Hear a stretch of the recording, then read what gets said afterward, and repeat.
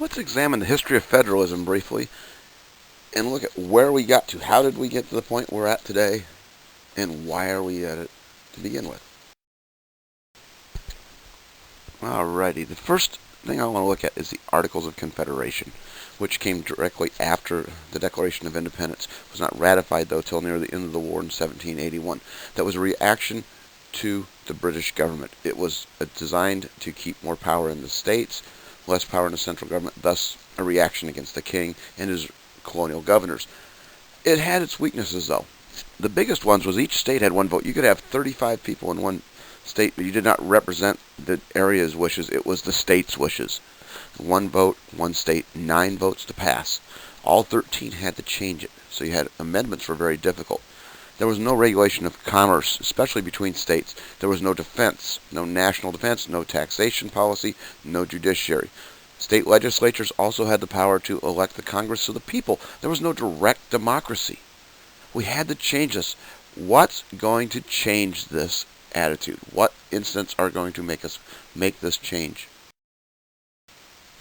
The biggest turning point came in 1786 when Shays' Rebellion was just this absolute march of farmers on the Springfield, Massachusetts arsenal to call for reforms that were hurting the little people. Businessmen were making money, but yet the people were still struggling, especially from Revolutionary War debt. Well, Alexander Hamilton saw this happen. He called for a convention in Annapolis, Maryland. Only 5 states attended. He called for a convention the next year in Philadelphia to revise, and I use that term loosely, to revise the Articles. Instead, it was a complete overhaul, and the biggest problem there was representation.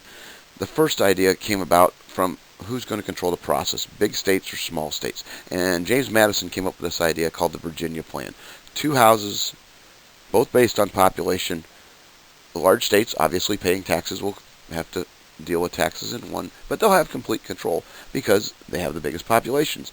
The smaller states were worried about the larger states trampling on their rights, thus the New Jersey Plan, the small state plan, which called for a unicameral with equal representation, exactly what we had in the Articles.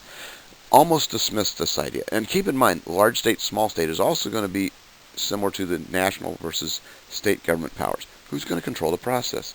Well, Roger Sherman of Connecticut came up with this idea where we have today, with a House of Representatives directly elected versus a Senate, who at the time was elected by state legislatures and did not change that until 1917. A second concern at the convention was how our power is going to be divided. We didn't want a strong central government, but we didn't want a weak one either. A weak central government could not respond to things like Shays' Rebellion, basically to insubordination. So we created these divisions of powers and had the delegated or enumerated powers. These are powers that are expressly written in the Constitution that are given directly to the national government.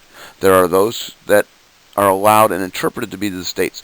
These are the reserved powers. These are powers that reside in the state via the 10th Amendment, which basically says those powers not expressly delegated to the federal government or to the states are therefore reserved to the states.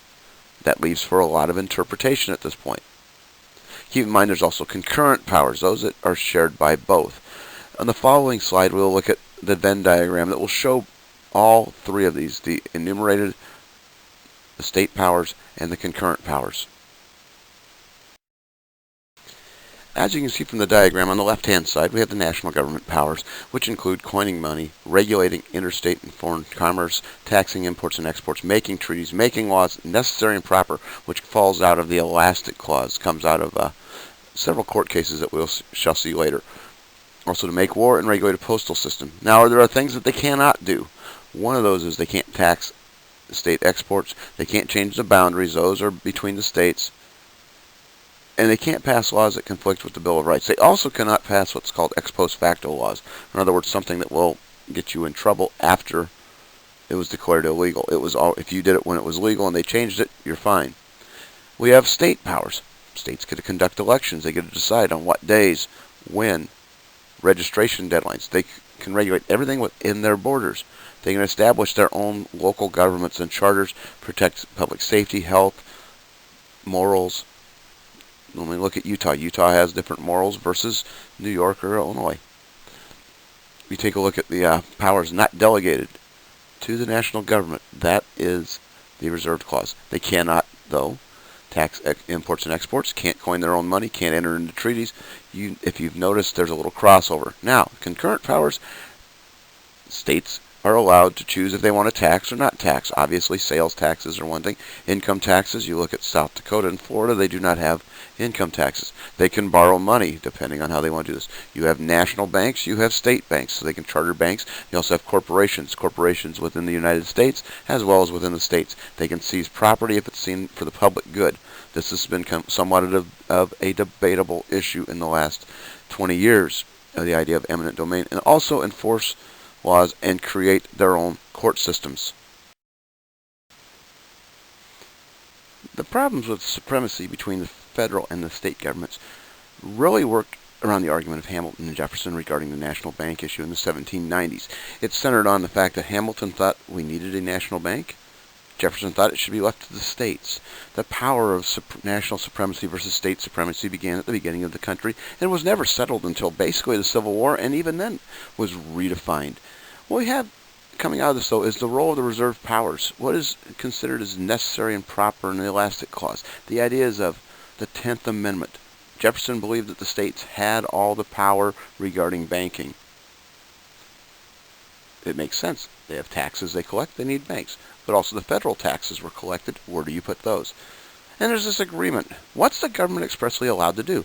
How far can they overstep their bounds? How far are states allowed to push the limits of their powers? And this came to a head in 1832 with the nullification issue regarding South Carolina and the collection of a tariff, what they called the Tariff of Abominations, which hurt the South tremendously. Long story short, the federal government reigned supreme there, partially because cooler heads prevailed in compromise, but it did not solve the issue. Let's look at two key points here regarding national power. First is in the U.S. Constitution, the National Supremacy Clause, which is Article 6, Paragraph 2, where national laws will supersede state laws at any time, just like state laws will supersede local laws. This was seen best by the court case of McCulloch versus Maryland in 1819. After the War of 1812, the Bank of the U.S. was rechartered in 1816, but the state of Maryland tried to tax the federal bank, the Bank of the U.S., too, claiming it was the state's power to deal with this.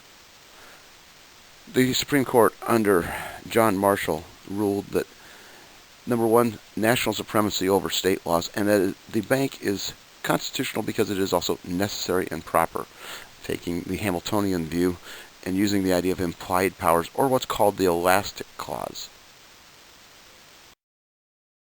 One of the more significant challenges came in dealing with the Commerce Clause of the Constitution and how the role of interstate commerce was when you have a conflict between two states. Gibbons versus Ogden dealt with two river boats that were going between New York and New Jersey. One was chartered by New York, one chartered by New Jersey, and each given exclusive rights. The Supreme Court in 1824 ruled that neither state was correct in trying to limit the other, that it is the federal government's position to do so. Thus, anything that crosses the state line, the federal government has jurisdiction in any cases. Let's also look at the General Welfare Clause that comes out of Article 1, Section 8. It says taxation shall be for defense and general welfare. Now, general welfare is very broad and pretty vague when you get right down to it. So up until 1930, general welfare did not mean welfare states or Social Security or payments for the workman's compensation and the unemployed. It was dealing with what can we do to keep the wealthy and the middle class in one spot. That changed after 1932 for obvious reasons. And then the 14th Amendment, and I think this is one of the most important amendments. You should have this down pat before every exam. This will be consistent through the course. Is that in 1868 it was ratified, said all citizens, all persons shall not be denied civil liberties and civil rights. Basically, I'm paraphrasing here as you can tell, and that due process and equal protection of the law is paramount for all persons. This will get challenged in some cases dealing with the states eventually, especially I think in same-sex marriage cases. Another area of concern is the role of taxing and spending. How do we get the revenues? Should the states get the bulk of the revenue? Should the federal government get the bulk of the revenues? But the 16th Amendment, which was ratified, brought us about to have a federal income tax, partially to prepare for World War I, but also to help with the growing government we had already. We also have to deal with the problems of federal preemptions as well. Federal preemption basically says, if it's something the federal government tells you to do, you do it. It's based on the idea of the supremacy clause. It creates, as you can see, intergovernmental chicken. In other words, are we going to employ these dictums from the federal government, especially places like forced busing? Anywhere it costs money, or they're telling the government that it's, the state and local governments that is, that it takes your money to do a federal program. They're going to challenge that. Perhaps the greatest problems in the last 20 years have come up regarding the role of the 10th Amendment in the states and the role of the federal government. And what we see, it deals with minimum wage in some cases, especially with public employees, as was seen by the National League versus Usury case in 1974 that was overturned again in Garcia versus San Antonio Transit Authority in 1983. I urge you to do some research on these two cases to see exactly what was being discussed. They basically dealt with minimum wage and whether the states have to follow the minimum wage of the federal government versus the states. Another case, the U.S. versus Lopez, dealt with guns near schools, and basically it said that having a gun is not commerce, where they redefine the commerce clause in the Constitution. Not like today, where if you are having drugs within a school zone, within 1,000 feet of a school, that's illegal. You can be arrested for trafficking. With a gun, not the same thing. Other cases, how about keeping sex offenders in prison beyond their sentences? That's still constitutional because they're seen as a threat to society. And what about suits against other states? The 10th Amendment may allow problems here, especially when we're dealing with the health care issue. In our next segment for you, we will examine other roles of federalism and other models of federalism.